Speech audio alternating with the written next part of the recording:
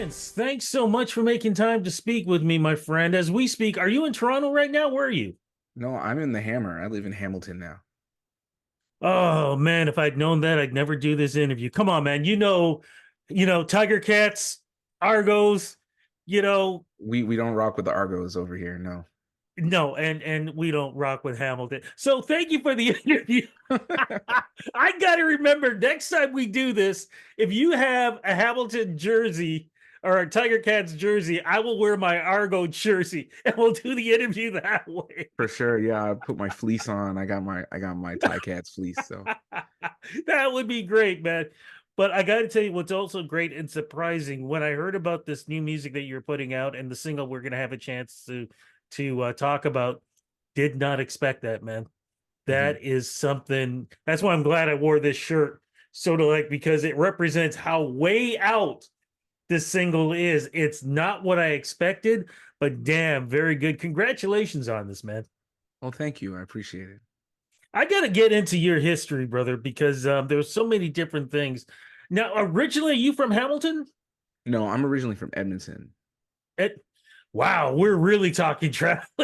No, no, exactly. I've lived all over Canada too now at this point. Like I lived in Montreal for 6 years, lived in Toronto, from Edmonton, and now I live in Hamilton.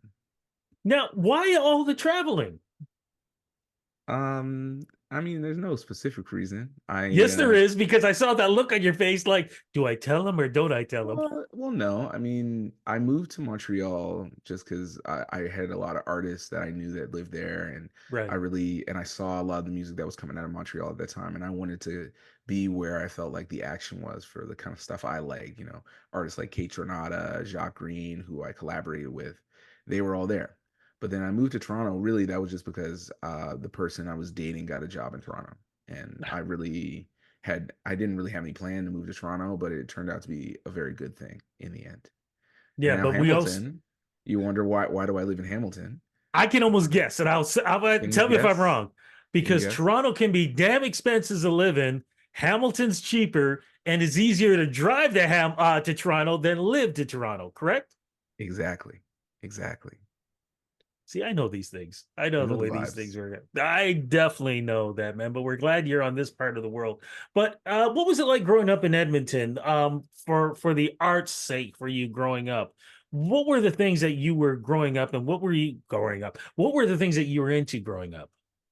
Well, so growing up in Edmonton, there wasn't like a really big music scene or anything. The music scene was essentially my dad. My dad was a radio DJ on CGSR for over 20 years, Teddy Pemberton, and he had a show called The Black Experience in Sound.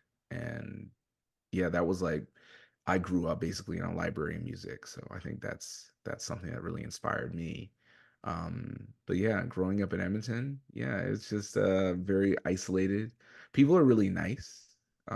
It's like a great Yes. community. There's definitely a lot of DIY kind of indie vibes with a lot of the artists there. But I liked living there because there was not really any precedent for the rap music there. So I could just do what I wanted. And it wasn't like, okay, I gotta do the Toronto sound. I gotta sound like Drake. I gotta sound like The Weeknd or whatever. Like there was nothing like that. So that's why I maybe made the music that I made. What was it like having an icon and a groundbreaker for a father? It was cool. I mean, it was funny when I first started releasing music, people would be like, "Oh my gosh, that's Teddy's son." And that it just kind of gave me a little bit of cred just to begin with. But also on top of that, if we're talking about CFL, I mean, my grandfather was a CFL legend, Rolly Didn't know that. Miles. Yeah, and Whoa! that's why my family's from Edmonton, is because my grandpa played for the Elks, won a bunch of Grey Cups, and that's who I'm named after. Wow. So you got lineage there, man, that you got to follow. So, but when you were growing up, were you writing did and I'm creating your art? Were you writing lyrics? Were you writing poetry? Or were you just writing so like a diary of life? Do you know what you were doing as time slowly started to progress in your art? Yeah, for sure. I mean, I did a little bit of everything. I used to write poetry in my high school newspaper. I used to make a lot of music on the early internet, though. That was a big thing for me. I was an early adopter of the internet. all the way back to dial-up times where I would just go on different message boards and I would rap against people. I would like battle people, sending like audio across the internet, and people would judge it in the message board. So I used to do that. But that was like actually one of the ways I originally got signed was I would put music on different MP3 blogs, and it got discovered by some labels and stuff. So yeah, that's how it started for me. I'm going to get to that in a second, but I'm curious though, did you ever think of following in your father's footsteps? Because you know you have the voice and you've got the speech timing down perfectly. Oh, you know what?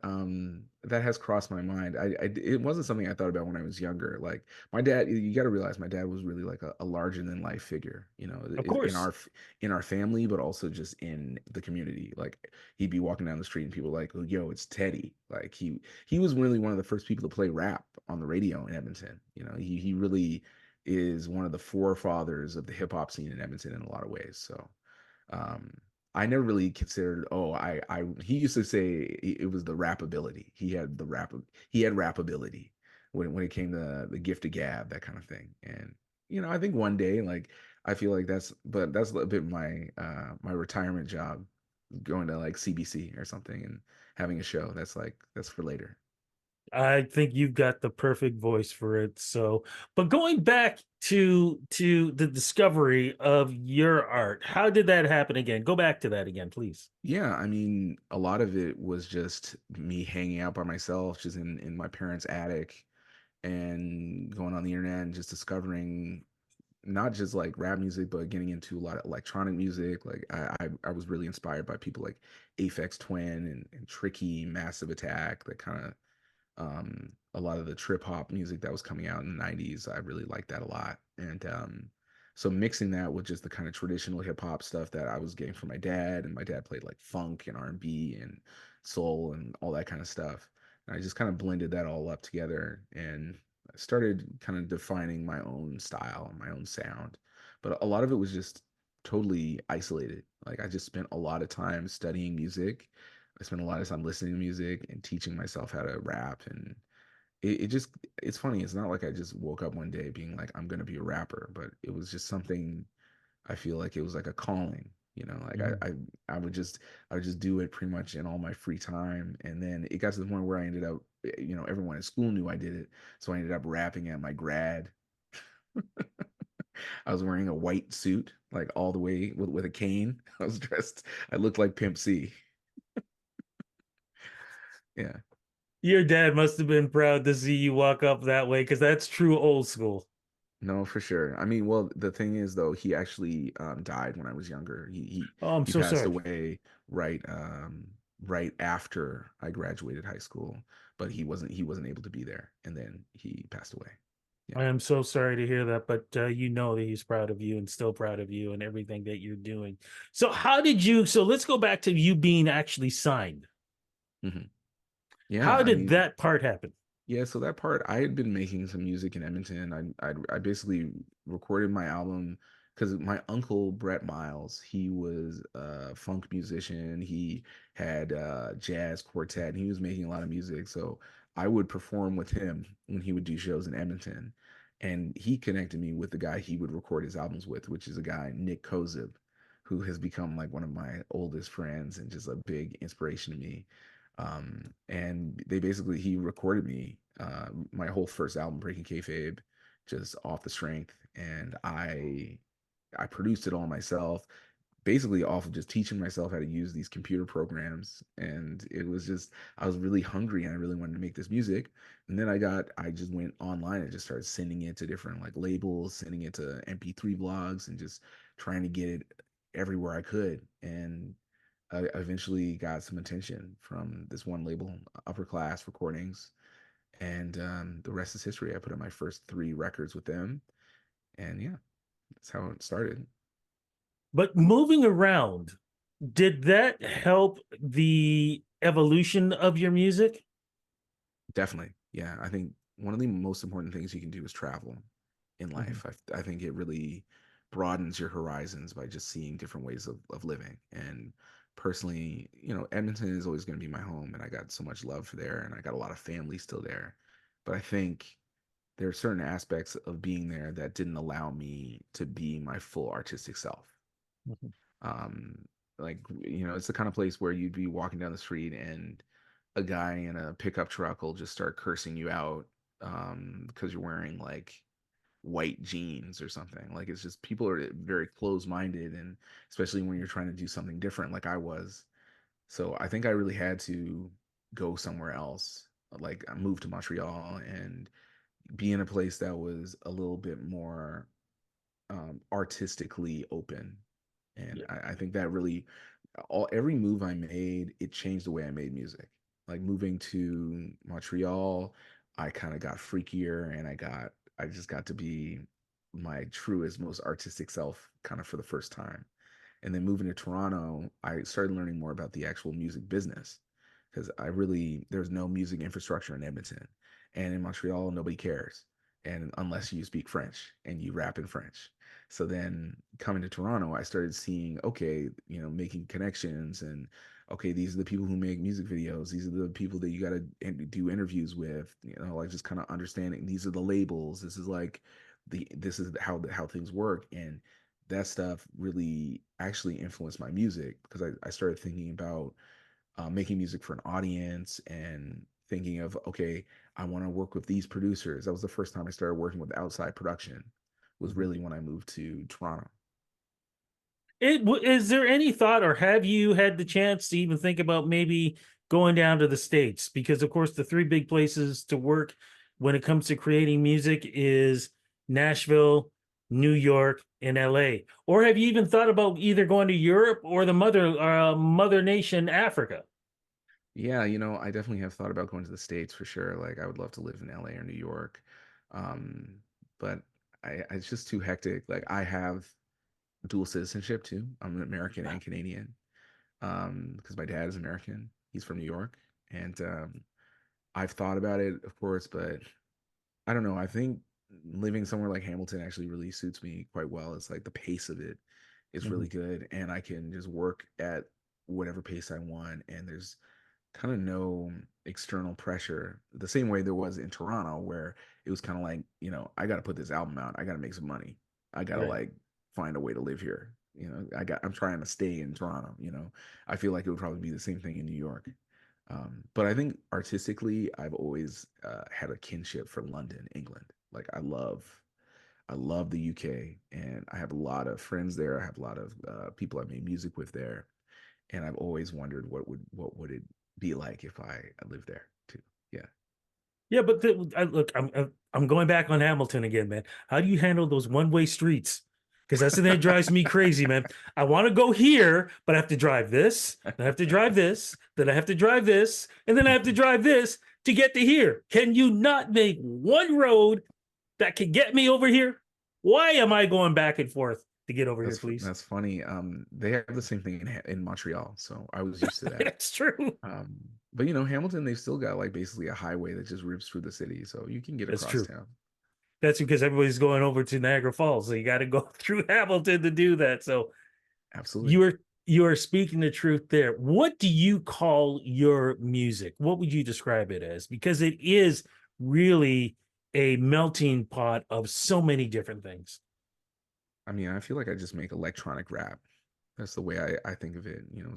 There's definitely influences of other genres, whether it's like the UK grime stuff on my last album, or particularly this album, there's a lot of electro, a lot of Detroit inspired electro. So I think electronic rap is just a good catch-all for it. Then let's get to the new single. What's the new single called? What is it about? And how does it represent you at this point in your career? So the new single is called My Computer, and it's from my album Rollercoaster, which is out now. The whole album is all about technology and how technology is affecting our everyday lives. And My Computer specifically is my interpretation of going through an internet wormhole of just being online on Wikipedia, and uh, it's grabbing onto the positive and negative symbols of the internet, and it's just kind of dumping them out like they're ones and zeros in binary code or something. Like That's my way of seeing it, and it's produced by Machine Drum, this amazing electronic producer who's based in LA, and we made it in LA. Now, don't you have another single also, Exceptional? Yeah, that wasn't the one before. That Yeah, was before. What's that that was one my about? second single. Exceptional. So that's the song I made with Jacques Green, my frequent collaborator, producer from Montreal. And Exceptional to me is it's about that feeling of when you press the buy it now button online. It's kind of like inspired by online shopping in a weird way. But Exceptional really is just me. I've always wanted to make faster music, and it is my take on some like fast electro kind of hyper pop music. It's really just a victory lap or something. That's my way of saying it's like exceptional. It's like, you could sign a book deal with my notes app. That's one of my lines, and it's just me just talking my stuff, but it's inspired by that kind of endorphin rush you get from buying stuff online. That's sonically what we were trying to capture. What's the album called? And is it sounds like this album is really about what we're doing right now. We're on the screen, we're on social media kind of thing. It seems like you're really putting a face onto this, a face and a sound and an experience through your music on what we do now every moment, social media. Yeah, exactly. The album's called Rollercoaster, and it was my childhood nickname. It's what my family called me kind of pre-internet. So that was like my idea. Is it do you consider it a positive thing or a negative thing when you are writing about this? I mean, I think it's a little bit of both. Mm-hmm. In what It's way? like it's I feel like it's good when we use technology, but it's like I want people to use technology and not let it use you. That's the idea, because I feel like a lot of our engagement online is dealing with tech companies and social media companies, um, kind of controlling and gatekeeping our own audience from us. That's how I feel with posting on Instagram or on Twitter or whatever. It feels like I get 1/10 of the access that I once had. So it's really railing against that kind of thing, and just thinking about how we can be more mindful about the way we use the internet. That's what it's really all about. It can be very frustrating sometimes, and you're just pointing that out there too, which is a good is a good conversation to Yeah, have with people. Speaking of conversation, though, is your conversation going to be on stage soon enough? Will we see you performing around Hamilton, Toronto, anywhere in Ontario throughout the summer, or even I across Canada? just I just played in Hamilton and Toronto for my album release Ah, shows. I played at Bridgeworks in Hamilton on the 19th, and I played at TD Music Hall. But I hope to see y'all out at some festivals. Probably, I I don't know if it'll be this summer, but it'll definitely be next summer when I do my festival run. But I am playing Oshiega this summer. fantastic, man! You got to be looking forward to that. I'm really excited for that, and like I'll have a lot of friends in town, so it'll be really fun. Well, my brother, we're going to wrap this up. I want to say congratulations on the new album and the music. Congratulations on helping to, how do I put this?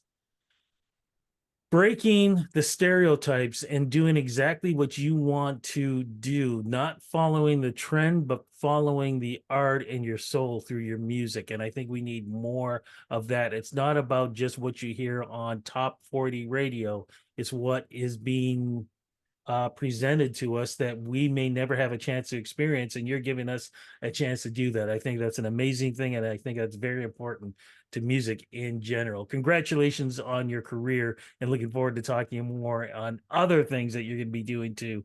But this one, man, you're killing it. Congrats. Oh, thank you so much, Rudy. I appreciate it.